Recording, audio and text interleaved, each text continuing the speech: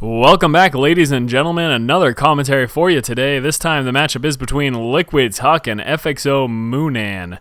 That's what I'm going to call them. So we do have Terran versus Protoss this time. This is another matchup from MLG. The last game from MLG was Idra versus TLO, and this time again we have FXO's mOoNaN versus Huck. Now Huck, of course, very famous player, as well as mOoNaN, very, very popular Terran player indeed. TVP, this time we are on Shattered Temple. I'm going to stop blabbering about all sorts of stuff. Today we are just going to be seeing some commentaries. That's about it.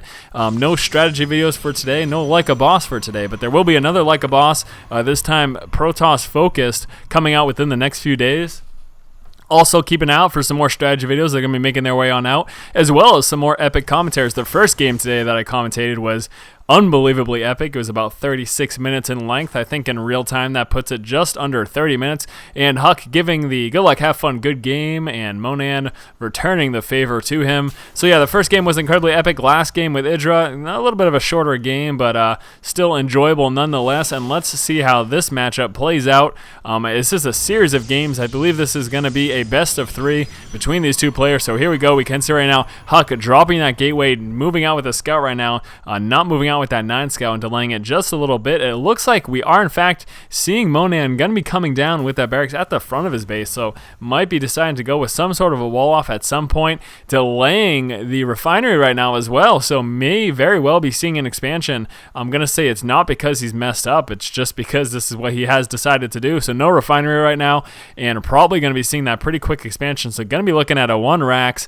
into expand from our Terran player mOoNaN. We can see right now Huck's going to be moving forward, and I think he may very well scout this. We should be seeing that Marine making its way out, taking a little detour though, and that's actually making it a little bit more dangerous than it may have otherwise been, because I'm not sure he's going to be able to get out and escape in time and get the scouting intel that he needs to be able to tell that mOoNaN is going for that fast expo. So here we go, Marine making its way on out, just about to pop right now, and Huck's going to make his way bravely into the base, sacrificing his probe scout in order to get that scouting info. Moving forward right now, he's going to be seeing a lack of refinery. This is incredibly telling to Huck. Huck is fully aware now of exactly what his opponent's doing. He knows at this point that he's going to be losing this guy. Marine moving forward, and with a little bit of micro, there's nothing that probe can do. Unfortunately, if the Terran player is paying enough attention with that Marine, he's going to be able to drop that. And Huck now knows exactly what's going on. He is knowing at this point that Expo is making its way on out. He saw the lack of gas, so that fast expansion is almost a surefire thing. And here we go, trying to move forward right now. mOoNaN's going to be trying to move into Huck's base and get a scout. He wants to see how many gateways he's going to be up against. He wants to check exactly what's going on, but Huck is going to deny him this because he's going to wait till that stalker comes out. He's going to kill off that SCV, and then he's going to be dropping his additional buildings. So let's see if Huck decides to push very hard with a 4-gate or something of the sorts, or if he decides to tech up with a robo. Going to be interested to see his decision. Now that the SCV scout is down, let's see what Huck intends on doing. We can see right now, expansion just about finished. Going to be coming down with this bunker. Absolutely vital to try to defend himself early game. And look at this. Going to be seeing some very early aggression moving forward with our very first Zealot, as well as that Stalker. We also have a Sentry making its way on out. That is not rallied, unfortunately. Sentry is going to be staying in the base, at least for the time being. There we go. Sentry is rallied on over. So Sentry going to be making its way on through. But unfortunately, with this bunker, Huck's not going to be able to push in at this point in the game. He just doesn't really have much of a chance at all. We can see right now 2 gateways making their way on out. Is he going to get a 4th, or is he going to go for that 3-gate expo? Let's see. Let's see what he plans on doing. Here we go. Expansion being dropped right now by mOoNaN. Bunker nice and safe. 4 Marines tucked away in there.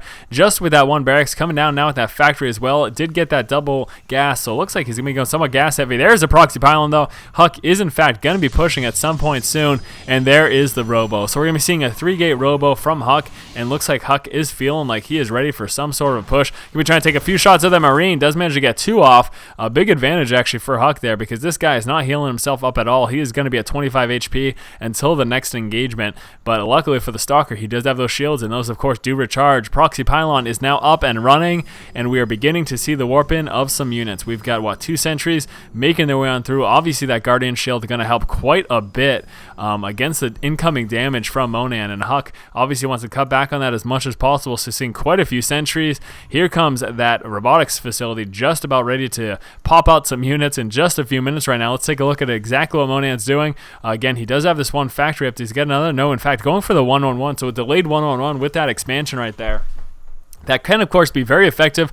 He does have that economic advantage right now if he can just manage to hold off this push. Obviously, right now, Huck is ready to push out. He does have that Observer starting with that first. Not going to be getting an Immortal right now, so just going to be pushing with this 3-gate, and let's see how effective it's going to be. Rolling forward, Zealots in the front, going to be trying to take down that bunker as quickly as possible. SCV's trying to move forward to get a repair, but not going to get there in time.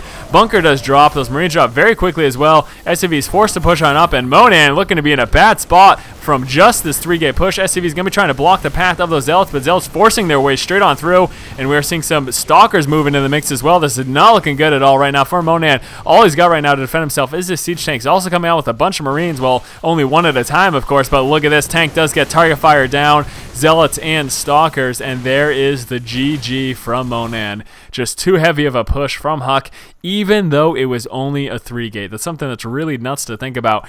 He was just in such a vulnerable spot. I think the fact that mOoNaN decided to go into a 1-1-1 after that expo was his downfall.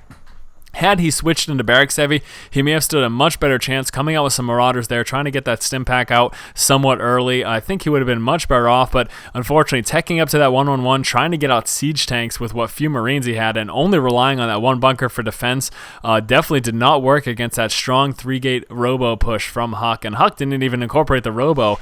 Hell, if he had made that a 4-gate, that would have been even more devastating, and he would have rolled even harder against mOoNaN. But of course, he wanted to get that robo to have that tech switch option if that initial push didn't work. So anyways, that is the first game in this best of 3 series. Let's move on to game number 2 in just 1 minute. And remember, guys, if you like the content, subscribe to the channel, keep watching, and keep owning. Idris still sitting with his Overlord, and look at that timing, man. Pulling that in right away. He wants to check exactly what the little one's coming out with. He needs to know what production buildings he has and everything like that. He needs to know what he's up against. Needs to know if there's going to be Cloak Banshees, if there's going to be Thors, if there's going to be heavy bio. These are all important things, and scouting this is going to give him that information. Look at this heavy push coming down right now. Also going to be coming down with this bunker right here, placing that on the high ground, allowing him to retreat to that, pull his Marines in there. But no, getting caught off guard. Roach is pushing forward. Hellions and Marines need to microwave as much